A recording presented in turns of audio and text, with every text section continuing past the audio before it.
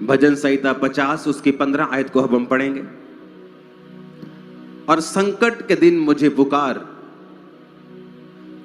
मैं तुझे छुड़ाऊंगा और तू मेरी महिमा करने पाएगा।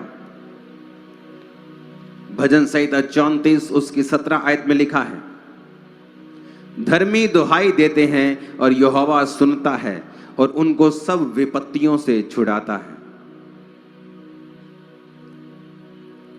यिर्मयाह 33 उसकी 3 आयत को फिर से हम देखेंगे स्क्रीन के ऊपर।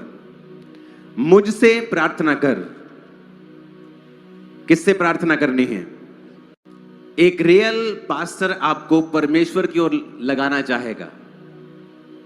वो आपका हेल्पर होगा कि आप डायरेक्ट परमेश्वर को पुकारने वाले बन जाएं और आप परमेश्वर की समझ रखने वाले बन जाएं। वो नहीं चाहेगा कि आप एक बाबे की तरह उसके पास आएं, कि आपको हर वक्त अपने जीवन में छुटकारे के लिए बाबा की जरूरत पड़े।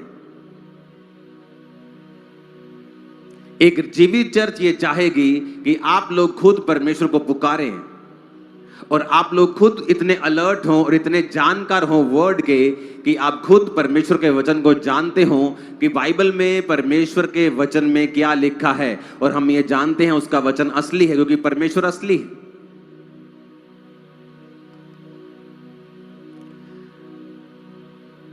क्रूसेड के एक दिन पहले, पठानकोट के क्रूसेड के एक दिन पहले, 2-3 दिन पहले मेरी वाइफ को एक दर्शन आता है और ये एक्सरसाइज कर रही थी। तब उस टाइम इसको जस्ट एक झपकी ऐसे सीधा फ्लैश की तरह बचता है कि क्रूसेड में बारिश पड़ रही है।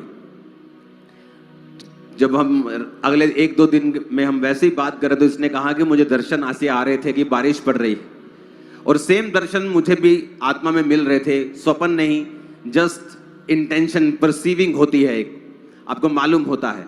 तो मैंने जब दर्शन हासिल किया तो मैंने गूगल खोल लिया, गूगल चेक किया को क्या बारिश पड़ रही है, गूगल दिखा रहा नहीं, बारिश नहीं पड़ रही है। होगा भी तो एक आध बादल होगा, दोपहर टाइम बारिश नहीं है।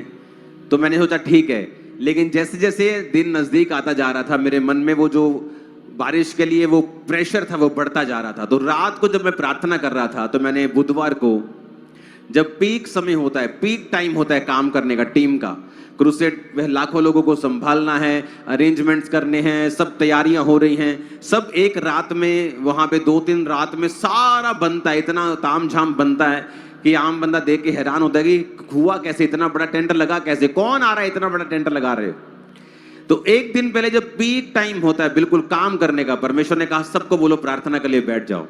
मैंने रात के 11-10 बजे अपनी टीम को मैसेज किया कि जितनी टीम अवेलेबल है, जितनी बाइबल कॉलेज के स्टूडेंट्स अवेलेबल हैं, जहां जितने हैं यहाँ खामरा में, सब लोग प्रेयर माउंटेन आ जाओ और लगातार हम 6 घंटे प्रार्थना करेंगे, बारिश ना आए। और हम 6 घंटे क्रूसेड के लिए ही सिर्फ प्रार्थना करेंगे, तुमने किसी और चीज के लिए प्रार्थना नहीं करनी है। बिल्कुल गर्मी थी उस समय, ऐसे बारिश क्या मतलब आसमान में भी नमी तक नहीं थी, इतनी गर्म, हर जमीन गर्म थी, गर्म हवा आ रही थी। और जैसे ही प्रार्थना करनी शुरू की 4-5 घंटे में जलंधर में बारिश पड़नी शुरू हुई। उसके बाद जलंधर में बारिश हट गई, मौसम साफ हो गया, सारा दिन मौसम रहा। और जब क्रूसेड शुरू हुआ वैसे ही बारिश पठानकोट में पड़नी शुरू हो गई। लेकिन परमेश्वर ने, आत्मा ने एक रात पहले पूरी रात प्रार्थना में लगवाई थी। कितने लोग थे, बहुत ज्यादा बड़ी टीम थी, बहुत भर गया था वो, पूरी टीम प्रार्थना कर रही थी पूरा रात। मैं प्रार्थना कर रहा था, परमेश्वर कृपा कर, बारिश पे कृपा कर। और लोग क्या समझते हैं कि वो क्रूसेड पे जाते हैं उन्हें रिजल्ट नजर आता है। वहां के लोगों ने, वहां के अन्य जाति लोगों ने, वहां के नॉन क्रिश्चियंस लोगों ने मैसेज किया टीम को, जो पहले विरोध कर रहे थे, कि हमें आपकी मीटिंग बहुत अच्छी लगी, हमें वचन बड़ा अच्छा लगा, हमें आपके अरेंजमेंट बड़े अच्छे लगे। पुलिस वाले फोन कर रहे थे मेरी टीम को, जो पुलिस के बड़े अधिकारी थे, वो उन्होंने टेस्टिमनी दी कि हमें लगा कि आपके पास्टर तो यहाँ पहुंचेंगे भी नहीं, वो तो आएंगे भी नहीं, आपका प्रोग्राम फेल हो गया, आप प्रोग्राम नहीं कर पाओगे। उन्हें क्या मालूम था कि एक रात पहले ही परमेश्वर हमारी प्रार्थना को सुन चुका है। कई बार जो आप रिजल्ट देखते हैं ना, बारिश चाहे रहती भी तो भी प्रचार होता है, उतने ही लोग होते वहां पे। मैं आपको बता रहा हूं, वहां लोग देखो बिल्कुल गीले कपड़ों के साथ, हर आदमी गीला था, पास्टर गीले थे, सब गीले थे। मैं गीली स्टेज के ऊपर खड़ा था वहां पे, लेकिन बाइबल कहती है मुझसे प्रार्थना कर, मैं तेरी सुन के तुझे बड़ी कठिन बातें समझाऊंगा जिन्हें तू अभी नहीं समझता है। आज जो मिसिंग लिंक है एक सेवक का, एक विश्वासी का, वो है प्रेयर करना। आप कभी भी क्रूसेड देख लो, जब क्रूसेड होता है तभी आप देखोगे अचानक से विरोध होना शुरू होता है। क्यों? क्रूसेड के बाद ही ऐसा कोई कभी नोटिस किया? या क्रिसमस टाइम जब बहुत मीटिंग्स हो रही होती है, बड़ी महिमा होनी होती है, वो शोभा यात्रा निकलनी होती है, शैतान के गढ़ों को हिलाना होता है, तभी विरोध शुरू होता है हर बार। क्यों? ऐसा क्यों? आपको क्वेश्चन पूछना होगा क्यों।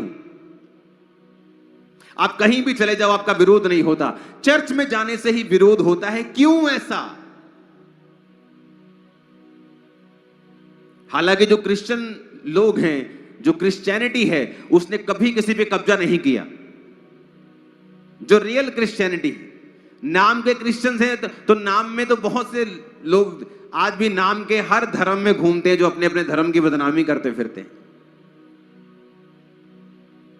रियल क्रिश्चियंस ने अंग्रेजों का विरोध किया है भारत में, जो लोग कब्जा कर रहे थे। पढ़ के देखो इतिहास, आपको इतिहास मिल जाएगा।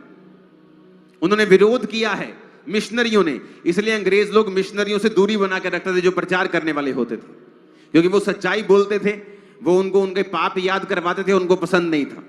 किसी भी हुकूमत को पसंद नहीं है कि आप उसके पाप उसे याद करवाओ लोगों के सामने। ऐसा क्यों कि चर्च जाने से विरोध होता है, मीटिंग करने के बाद ही विरोध होता है, बड़ा क्रूसेड करने के बाद ही विरोध होता है। क्यों? क्योंकि शैतान के गढ़ हिलते हैं, उसकी पकड़ लोगों पे ढीली होती है। अगर नशे का आत्मा उस एरिया के ऊपर कब्जा रखता है और उसने अपने छोटे छोटी आत्माओं को नीचे भेजा हुआ है काम करने के लिए, जब एक मीटिंग होती है तो उन आत्माओं के ऊपर कब्जा होता है।